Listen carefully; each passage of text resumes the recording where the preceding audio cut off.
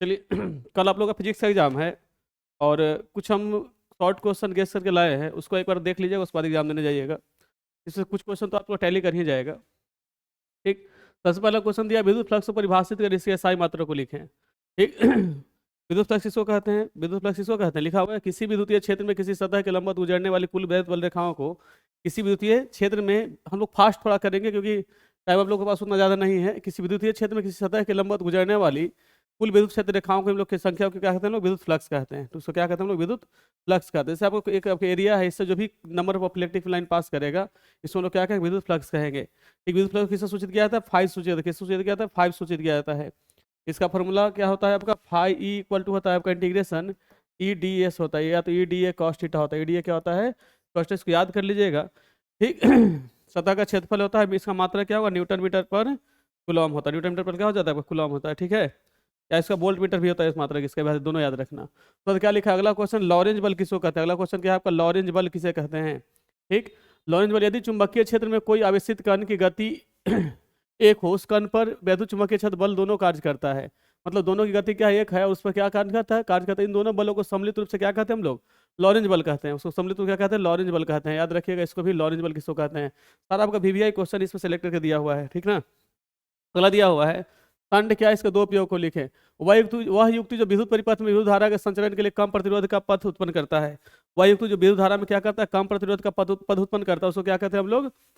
Shunt कहते हैं। क्या कहते हैं उसको? संट कहते हैं। इसका उपयोग किस लिए किया जाता है? गैल्वेनोमीटर से एमीटर बनाने के लिए किया जाता है। और दूसरा उपयोग किस लिए? गैल्वेनोमीटर एमीटर को परवल विद्युत धारा में क्या सुरक्षित रखने के लिए किया जाता है। दोनों याद रखिएगा इसको। ठीक है।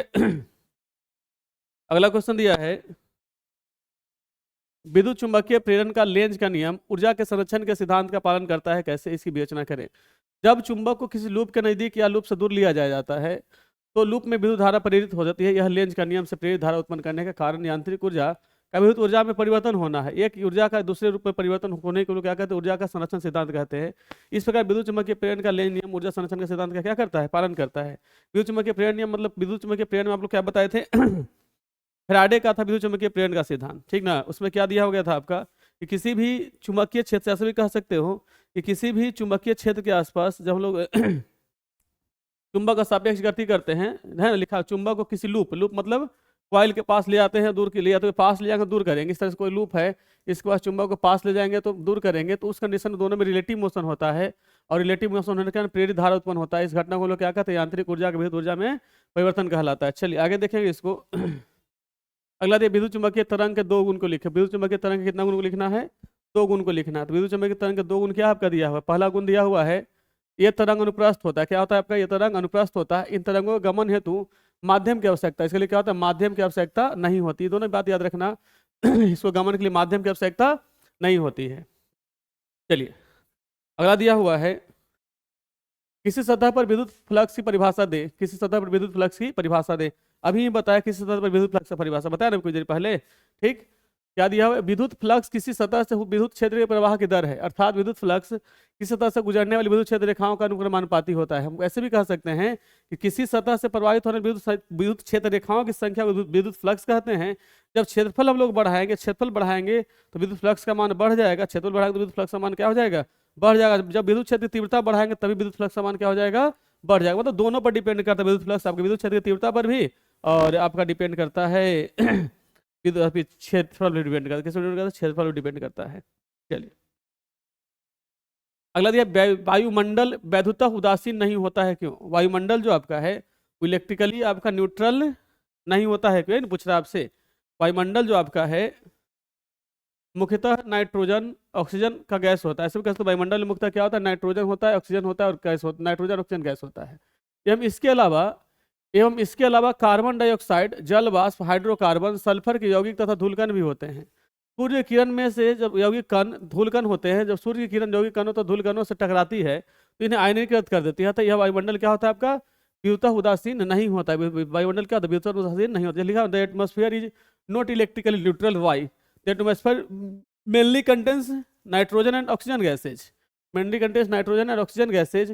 Apart from this, there are carbon dioxide, water vapor, and hydrocarbons, sulfur compound, and dust particles. The sun's ray contains compound particles and dust particles. Sun ray collide with compound particles and dust particles and ionize them. Therefore the atmospheric is not electrically neutral. Therefore क्या होता है, atmospheric not electrically neutral होता है। चलिए आगे देखते हैं फिर हम लोग।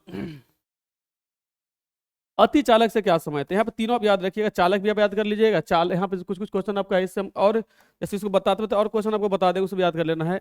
यहाँ पे चालकता याद कर लेना है, चालकता याद कर लेना है, और चालकत्व याद करना है, फिर चालकत्व भी याद करना है, ठीक ना। प्रतिरोधकता के प्रतिरोध के व्युत्क्रम को चालकता कहते हैं, प्रतिरोधकत्व के व्युत्क्रम को चालकत्व कहते हैं, ठीक ना। चलिए, कुछ पदार्थ ऐसे होते हैं जिनकी प्रतिरोधकता ताप बढ़ने पर धातु की तरह पहले नियमित रूप से घटती है और एक ताप पर उसकी प्रतिरोधकता एकाएक घटकर शून्य हो जाती है। इस घटना को लोग क्या कहते हैं, अतिचालकता कहते हैं, और ऐसे पदार्थ को अतिचालक कहा जाता है। याद रहेगा इसको, ऐसे पदार्थ को क्या कहा जाता है, अतिचालक कहा जाता है, ठीक।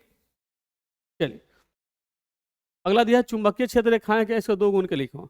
चुंबकीय क्षेत्र रेखाएं से उसके दो गुण को लिखें। चुंबकीय क्षेत्र रेखाएं चुंबकीय क्षेत्र में चुंबकीय क्षेत्र रेखाएं वैसे सतत काल्पनिक बंद रेखाएं वक्र है जो उत्तरी ध्रुव से निकलकर दक्षिण ध्रुव तक जाता है। इसको उत्तरी ध्रुव से निकलकर कहाँ जाता है, दक्षिण ध्रुव पर जाता है। इसका गुण क्या है, चुंबकीय क्षेत्र रेखा दूसरे को कभी नहीं काटता है। यह देखो याद रखना है, यहाँ पे कुछ और पॉइंट याद बता देते हैं। नॉर्थ पोल से निकलता है और साउथ पोल में जाता है, यही आपका इसका चुंबकीय क्षेत्र है। नॉर्थ पोल से निकलता है, साउथ पोल जाता है, आपका क्लोज लूप बनाता है, बंद वक्र बनाता है। और बाहर पूछेगा तो चुंबक से बाहर नॉर्थ से साउथ, चुंबक के अंदर साउथ से नॉर्थ, ठीक। ये किसी बिंदु पर जब खींचते हैं स्पर्श रेखा तो चुंबकीय क्षेत्र तीव्रता को बताता है। कभी दो चुंबकीय क्षेत्र रेखा दूसरे को प्रतिच्छेद नहीं करता है। 3-4 पॉइंट तो आपको बता दिए, ठीक। चलिए, अगला दिया है आवेश के क्वांटमीकरण से आप क्या समझते हैं। आवेश के क्वांटमीकरण से आप क्या समझते हैं। आवेश का क्वांटमीकरण किसी आवेशित वस्तु पर स्थित आवेश हमेशा इलेक्ट्रॉनिक आवेश का पूर्ण गुणज होता है। हमेशा इलेक्ट्रॉनिक आवेश का क्या होता है, पूर्ण गुणज होता है। अर्थात किसी वस्तु पर आवेश Q इक्वल टू क्या हो जाएगा, N, ठीक। ऐसे भी कह सकते जब किसी वस्तु से आवेश का स्थानांतरण होता है तो इलेक्ट्रॉन के मल्टीपल में ही होता है। मतलब कोई भी एक बॉडी से दूसरे बॉडी में जब इलेक्ट्रॉन आवेश का स्थानांतरण होगा तो मिनिमम कितना इलेक्ट्रॉन आवेश का स्थानांतरण होगा, मिनिमम 1 इलेक्ट्रॉन आवेश का स्थानांतरण होगा। उससे कम आप आवेश का स्थानांतरित नहीं कर सकते हैं, ठीक।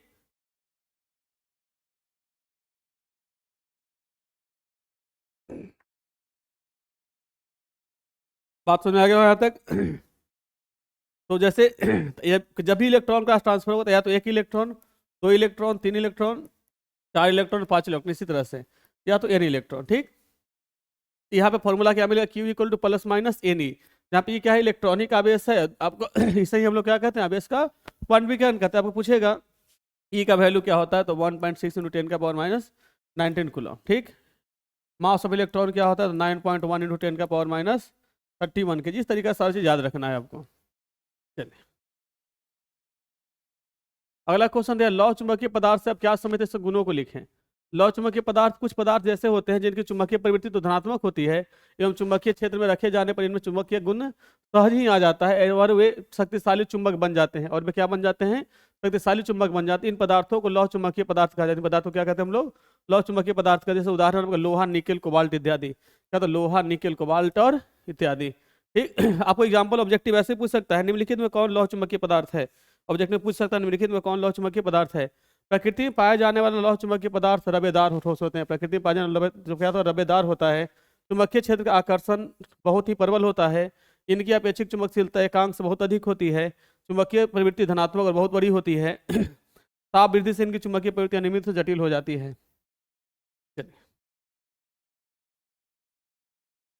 अगला क्यूरी के नियम से आप क्या समझते हैं। क्यूरी के नियम से क्या, भी एक क्वेश्चन है।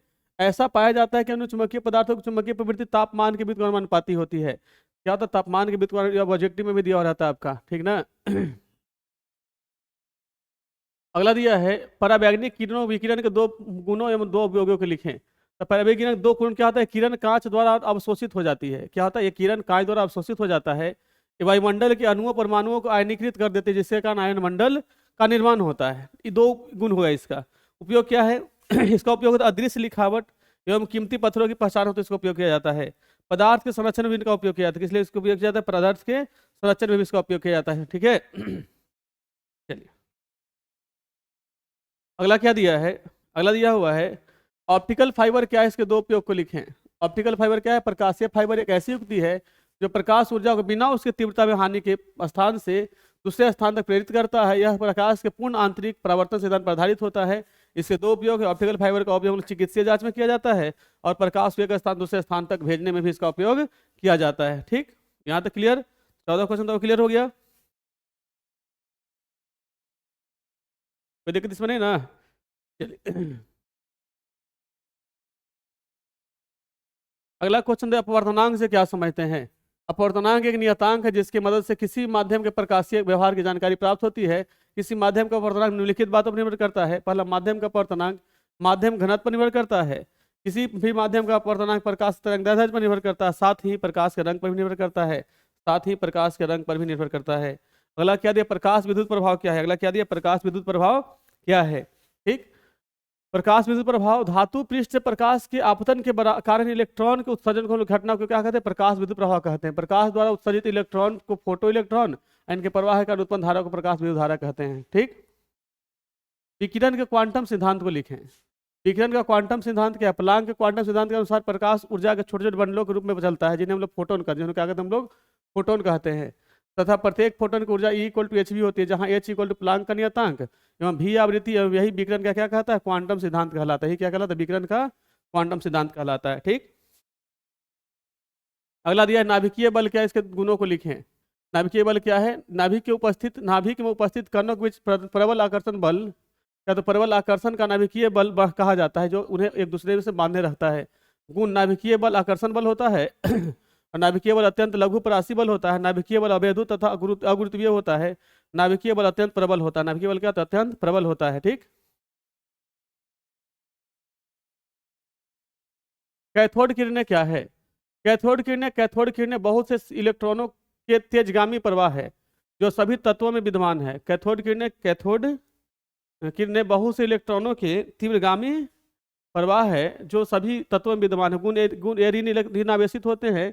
इनके मात्रा तथा आवेश इलेक्ट्रॉन के बराबर, तथा इनका आवेश इतना होता है, इतना कितना होता है? इलेक्ट्रॉन का आवेश और द्रव्यमान लिखा हुआ दोनों। ठीक ना? एनालॉग और डिजिटल संकेत से आप क्या समझते हैं? एनालॉग और डिजिटल संकेत से आप क्या समझते हैं? दोनों को भी याद कर लेना है आपको। ठीक एनालॉग संकेत एक लगातार बदलने वाला संकेत को एनालॉग संकेत कहा जाता है।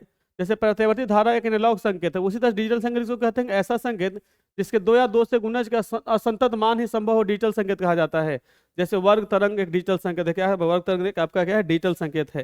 ठीक, अब देखो इसमें ये तीनों आप याद करना, तीनों चार। इसमें तो हम 100% श्योर है कि एक क्वेश्चन आपको पूछेगा यहाँ से, एक क्वेश्चन आपको यहाँ से पूछेगा, एकदम निश्चित है। यहाँ से आपको नोट लिखने के लिए WW पर देगा, फैक्स पर देगा, चैट पर देगा, ई-कॉमर्स पर देगा। ठीक है, तो WW किसको कहते हैं? वर्ल्ड वाइड वेब का एक छोटा स्वरूप है। ठीक, ऐसे कंप्यूटर जो दूसरे से बांटने के लिए अपने भीतर कुछ विशिष्ट सूचना संग्रहित करते हैं, या स्वयं ही अथवा वेब सेवा प्रदान करने के द्वारा वालों के द्वारा कोई वेबसाइट प्रदान करते हैं। फैक्स क्या है?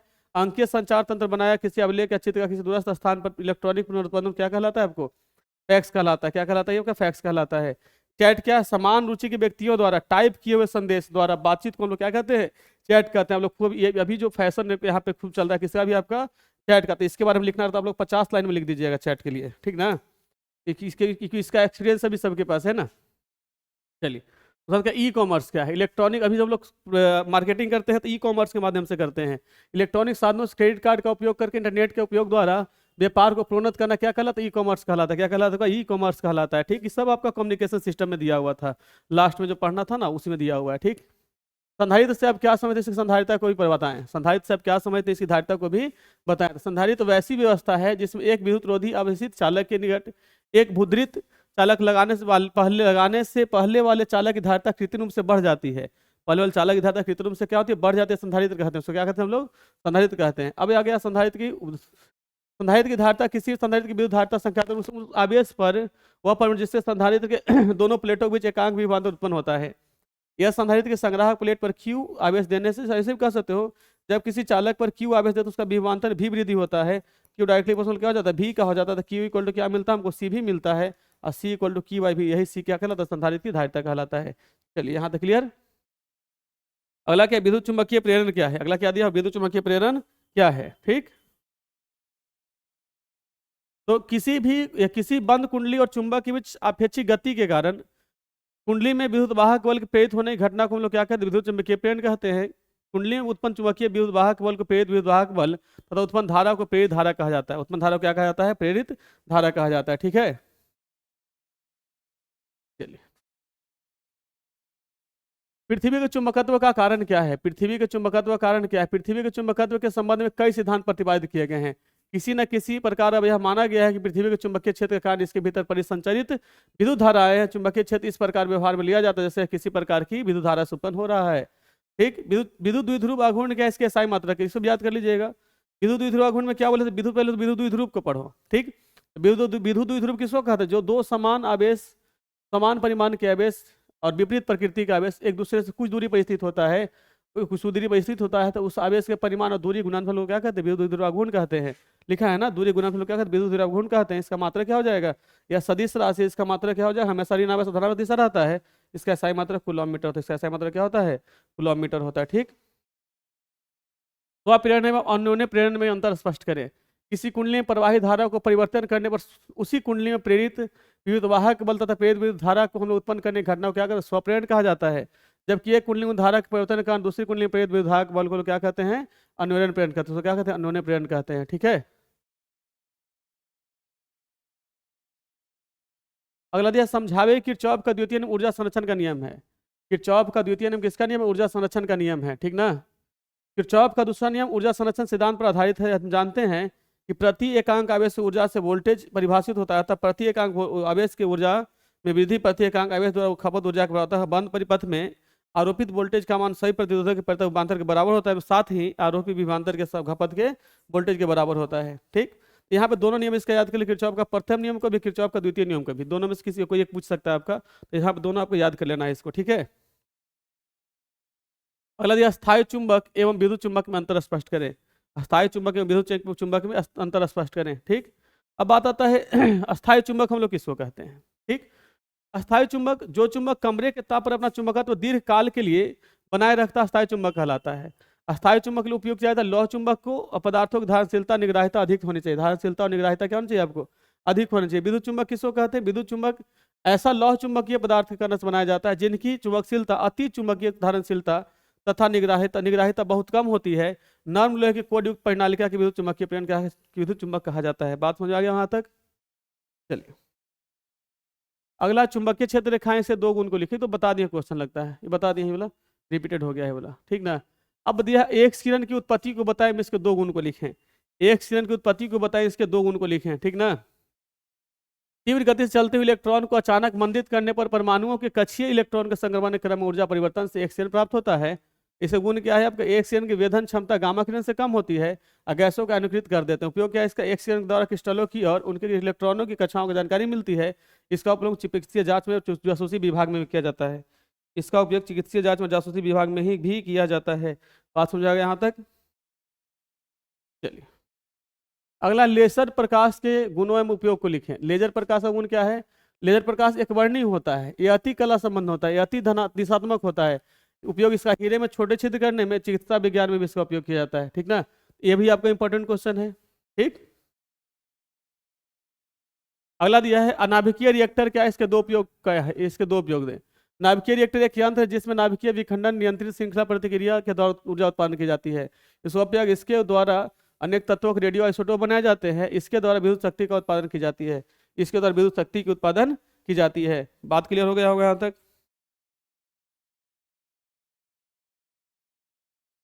चलिए, अगला दिया विद्युत विभव मापी को परिभाषित करें। विभव मापी की एक ऐसी व्यवस्था है जिसकी सहायता से वार के दोनों सिरों के बीच के विभवांतर को मापा जाता है। विभवांतर की सहायता से दो खेलों के विद्युत बल की तुलना की जाती है तथा सेलों के दो सेलों के लिखना है यहाँ पे। ठीक ना, सेलों के आंतरिक प्रतिरोध को ज्ञात किया जाता है। धारा कुसुमीय प्रवाह क्या है? जब किसी तार से धारा प्रवाहित की जाती है तो तार गर्म हो जाता है। पानी की विद्युतीय ऊर्जा का स्थानांतरण उष्मीय ऊर्जा में होता है। धारा के स्वरूप या प्रभाव को धारा का उष्मीय प्रभाव, फॉर्मूला याद रखना, H = I² RT होता है। H = क्या होता है? I² RT होता है। ठीक ना, H = क्या होता है? I² RT होता है। ठीक है, अगला दिया है अनुगमन वेग क्या है? विद्युत क्षेत्र प्रभाव के कारण चालक के अंदर उपस्थित इलेक्ट्रॉन विद्युतीय क्षेत्र के विपरीत दिशा में एक नियत औसत वेग से गमन करता है। इसे हम लोग क्या कहते हैं? अनुगमन वेग कहते हैं। ऑस्टेड के प्रयोग क्या है? तो ऑस्टेड ने पाया कि जब किसी तार से धारा प्रवाहित की जाती है तो तार के चारों ओर चुंबकीय क्षेत्र उत्पन्न हो जाता है, और यह चुंबकीय तब तक स्थिर रहता है जब तक कि तार से धारा प्रवाहित हो रही है। धारा के इस प्रभाव को लोग क्या कहते हैं? धारा चुंबकीय प्रभाव कहते हैं। और इसका प्रयोग किसने किया था? ऑस्टेड ने किया था, इसलिए हम लोग ऑस्टेड का प्रयोग कहते हैं। चालक की धारता से आप क्या समझते हैं? जब किसी चालक को आवेश दिया जाता है, आदेश नहीं, आवेश दिया जाता है, आवेश दिया जाता है, तो चालक की सतह पर विभव का मान बढ़ता जाता है। अब चालक सतह विभव में हुआ वृद्धि चालक को दिए गए आवेश से समानुपाती होता है, इसे हम लोग चालक विद्युत धारिता कहते हैं। धारा घनत्व क्या परिभाषित करें, तो प्रति एकांक अनुप्रस्थ काट के क्षेत्रफल धारा प्रवाही धारा को धारा घनत्व कहते हैं। J equal to I by A होता है। J इक्वल टू क्या होता है, आई बाई ए होता है, याद रखिएगा इसको। किरचॉफ के दो नियम, किरचॉफ के नियम को परिभाषित करने के लिए दिया है। तो किरचॉफ के दो नियम है, यदि किसी बिंदु में मिलने वाले सभी धारा, इसको प्रथम नियम लोग कहते हैं, इसको क्या कहते हैं, प्रथम नियम, इसे वो धारा का नियम कहते हैं, या तो इसे वो संधि का नियम कहते हैं। किसी बिंदु पर मिलने वाले सभी धाराओं का बीजगणित के जो शून्य सिद्ध बीजगणित शून्य होता है। आने वाली एक तरफ से आने वाली सभी धाराएं धन तथा बिंदु से दूर जाने वाले सभी धाराओं को ऋणात्मक ली जाती है। प्रतिरोध तथा सेलों के सम्मिलित बंद विद्युतीय परिपथ में सभी विभवांतर बीजीय घनत्व शून्य होता है, इससे ही हम द्वितीय कहते हैं किरचॉफ का। चालक की धारिता को प्रभावित करने वाला कारक को लेकर, चालक की धारिता को प्रभावित करने वाले कारक निम्नलिखित हैं। चालक सतह का क्षेत्रफल, चालक सतह क्षेत्रफल बढ़ाने से विभव का मान घटता है और चालक का मान बढ़ता है, धारिता का मान बढ़ता है। चालक के निकट दूसरे चालक की उपस्थिति से भी इसका क्या होता है, चालक की धारिता क्या हो जाता है, आपका बढ़ता है। ठीक, यहाँ तक मैं 40 क्वेश्चन आपको करवा दिए। इस 40 क्वेश्चन में आप इसको पूरा 1-2 बार रिविजन कर लीजिएगा मेरे हिसाब से, और आप काफ़ी फास्ट किए हैं ताकि आप लोगों को कम समय में रिविजन हो जाएगा। ठीक है।